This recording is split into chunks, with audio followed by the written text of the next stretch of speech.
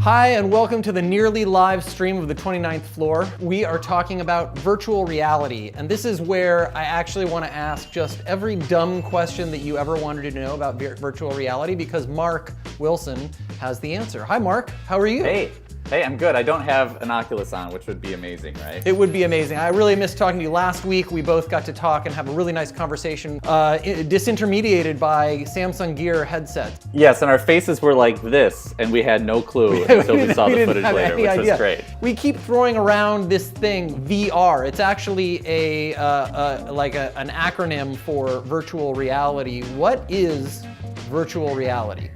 Yeah, I mean, it's really just like immersive sort of first-person software, right? So it's like the world we live in, except it's digital. And I think it's really that simple. But virtual reality existed before we had headsets. So I guess I'm wondering, like, what's the difference between augmented reality, virtual reality? Augmented reality is sort of like you're walking through the world, you see the world as it is, but there are little, notifications that pop up in front of your eye. Virtual reality is just like a whole different world, like a video game or something. Will virtual reality make me nauseous?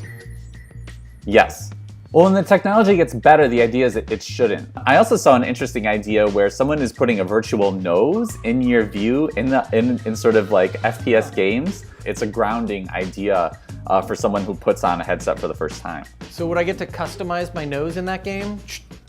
I hope so, right? I'd like to add a mustache and sort of other Get a nice nose ring, try it out for a while, see what that would look like. Yeah, see, you could do that. Let's talk about augmented reality and who's playing in the augmented reality space right now and why that appears to be competitive with the virtual reality space. There's a huge divide between virtual reality hardware and augmented reality hardware right now. Virtual reality seems like something you're going to wear at home. You're going to watch a movie or play a game by yourself. Augmented reality, you're going to wear at work or in public. And it's actually kind of odd to see both of these ideas come to market at the same time. It feels like they will have to merge eventually. So what do you think is the biggest thing that's going to keep virtual reality or augmented reality from reaching mainstream acceptability?